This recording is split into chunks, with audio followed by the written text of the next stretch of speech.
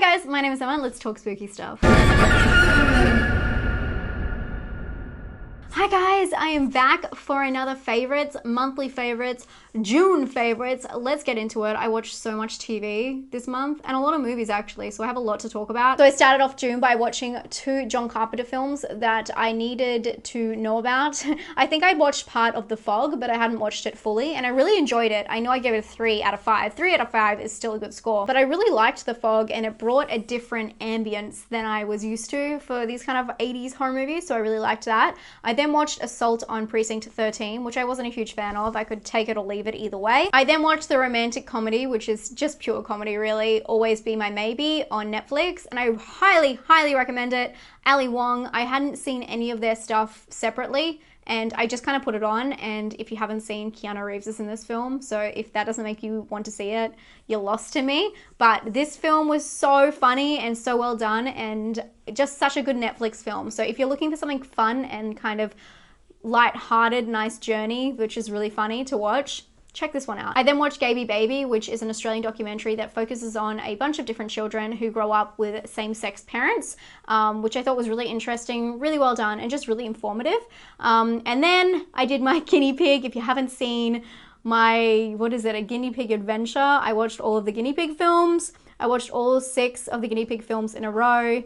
Check out that video because that explains that whole thing. I then went on a trip down south, and here in Australia, if you go to like a cabin type house or like any place that is kind of off route to stay for a weekend, for a long weekend, for a holiday, they always have like the coolest DVDs, and I found a couple of really cool like thriller fun DVDs, which was Source Code, which I had seen before in the cinema, and Don't Say a Word, which I had seen before. But it's really fun to watch those thriller kind of movies when you're like by a fire in a random location.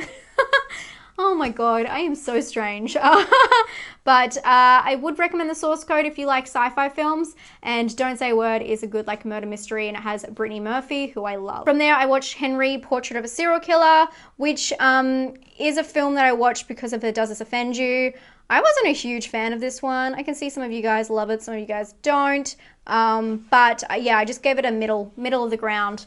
And then I watched I Am Mother, and I totally recommend this film. It's actually an Australian film, which is so crazy, but I do a whole review on that. So if you want to learn a little bit more about that, spoiler free, definitely check that out. I then got the news that there is going to be a new Paranormal Activity, and I want to tell you guys right now, I'm thrilled by this news because Paranormal Activity is such like a guilty pleasure of mine. I do think like the first 3 films are really great, and the rest kind of go downhill for me, but I'm so into watching the story expand. And so I went back and reminisced and watched Paranormal Activity, the first one.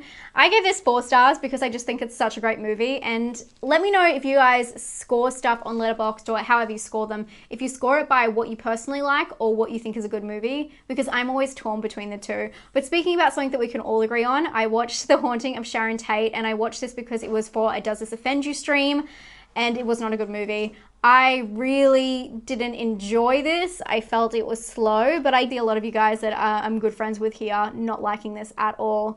The thing about The Haunting of Sharon Tate is that they took something that was very classic that everyone knew, and the whole point of it was to change the future. So I got that aspect of it, but was it good? Definitely not. But definitely something that we can all agree on is that this film was awful. From there, I watched the Child's Play movie. I really liked this. If you didn't see my review, that's up. I won't spoil it. Go check it out.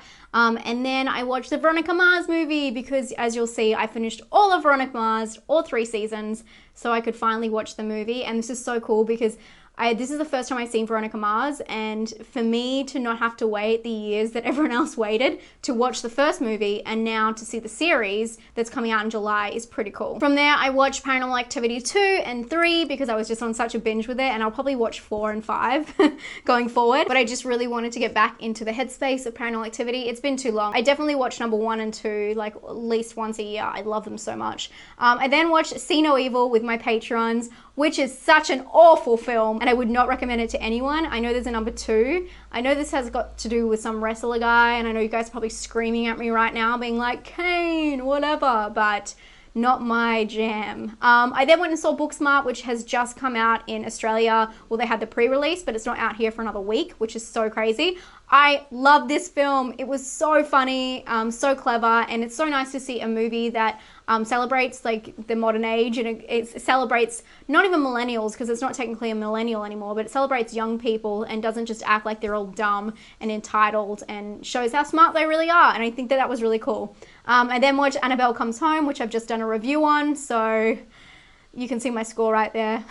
And then I watched I'll Take Your Dead, which I was gonna do a review on, but I didn't really feel either way with it. I do think it has a really interesting and unique setup. It's very individual in that way, and I like a certain bits of it. I'm not gonna say anything because it might spoil it, but it just didn't deliver in the way I wanted to. It kind of changed directions halfway, and not like a big jerk, but changed like the direction of how you feel about a character.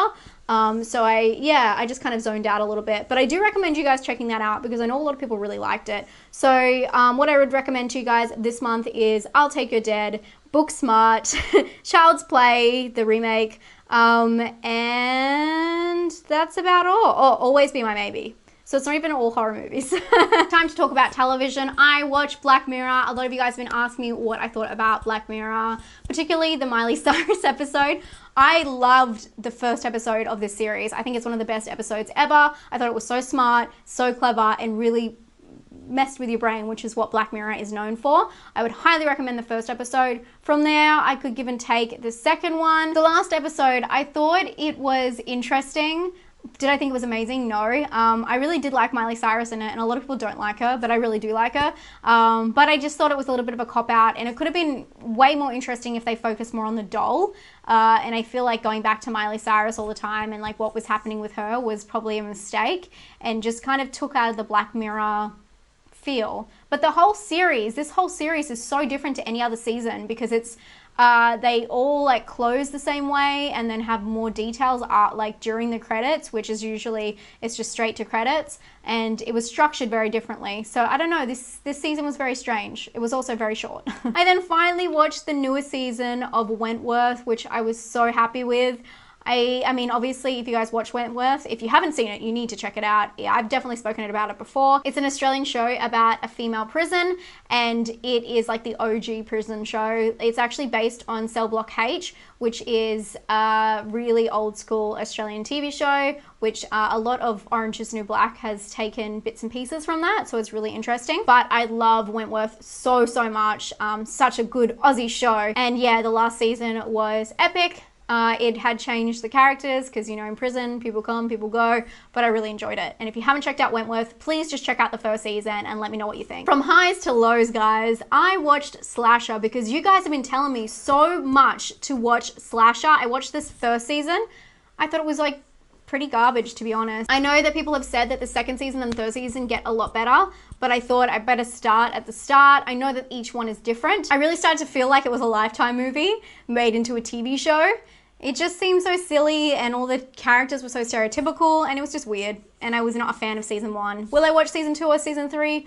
I don't know. I have bigger fish to fry, I think, at the moment, and I feel like I gave it 8 hours of my life, so I need to recover a little bit first. Of course, as I said before, I finished all of Veronica Mars. We've finished the first 3 seasons, and we've watched the movie, so we're all ready for the new movie. So that took up a lot of my time during this month, and yes, I have not seen Chernobyl yet, and it's so funny. The reason I said in my last favorites that I really want to watch Chernobyl was so that I could tell you guys that I hadn't, and I got so many comments like, you need to watch Chernobyl. I'm like, guys, I addressed this. I want to, but I want to watch it with my partner, and at the time we were watching Veronica Mars, so we wanted to finish that. So now that's done, we're going to watch it actually tonight, which I'm so excited about. The other TV show that I watched the first season for, and I just finished this last night, was She's Gotta Have It, Spike Lee TV show created by Spike Lee. I really liked it. I really love things that are set around New York. I find it so interesting, so fascinating, and so different to my life. Obviously, this is about a strong, independent Black woman living in Brooklyn and her life. I don't know, it's done in such a Spike Lee way. Obviously, if you watch any of his films, he has a different structure to the way he puts films together. It's very music-based, and it's very poetic and lots of monologues. And I started watching in the background, and then I started really getting into it. They start off being like 45 minutes long, and then they go into like half an hour. So it's quite easy to just like rack it up. And I didn't feel like it was incredibly like moving or the best thing I'd ever seen, but I thought it was a really thoughtful show to have in the background. Although I did really put my stuff down and put it to the side and pay attention to the TV show, my intention was just to have it as a background show initially. But I do totally recommend it if that sounds like something you'd like. Next, I want to talk about a podcast, which is a YouTuber's podcast, which is Desmond Flicks. So it's about movies, and he kind of interviewed me, and we talked a little bit about the controversy around Lords of Chaos and just how I got into doing videos and all that kind of stuff, and my tips and tricks for you guys.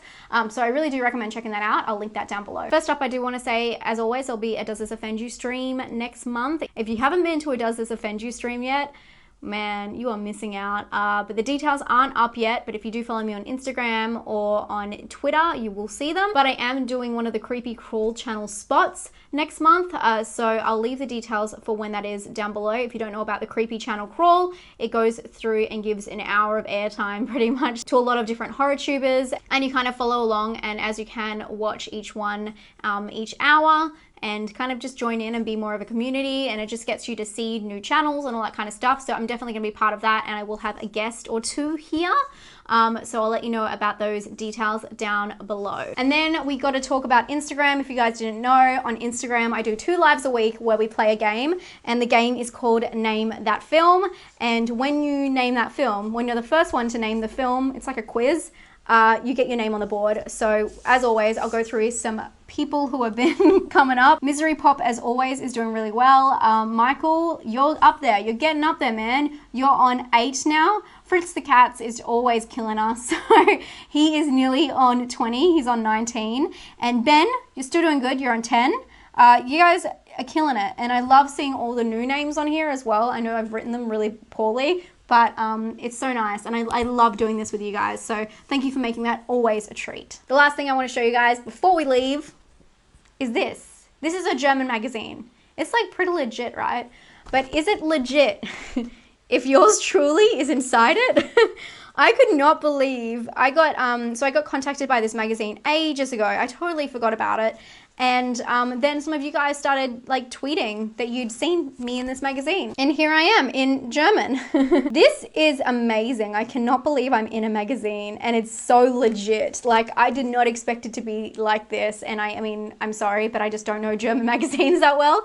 And yeah, so I messaged them and I said, can I buy a copy? And they said, we'll send you one, which was so nice. So how cool is that? I'm in this magazine. I had to show you guys before I cut it out and framed it, but I'm in this magazine. That's so wild. Yeah, I think it is, I don't know what, it's June, I believe, June-I. That's definitely wrong. Edition, so please go check it out if you can. Oh man, that made my day. Not the best picture of me, but made my day. So on that great note, I just want you guys, for your monthly mission, to just sit back, relax, and give yourself a pat on the back. I know that's such a school thing, but I really want you guys to actually pat yourself on the back, because I want you guys, and every single one of you guys, to know that we have just hit 27,000 subscribers, and I am a small channel. I know this. People laugh sometimes when I talk about what numbers I hit. They're like, whatever, what is like 20? What is, 25? But it means so much to me, and you guys mean so much to me. So I just want to thank you guys so much for being here, so much for supporting me, so much for watching all my videos, so much for subscribing, so much for liking my videos. And if you're a Patreon, thank you so much for keeping me here doing this for you guys. It's the best thing I ever did, and I'm so glad. Anyway, I'm gonna leave now, and I hope you guys enjoy the rest of your day. Stay spooky.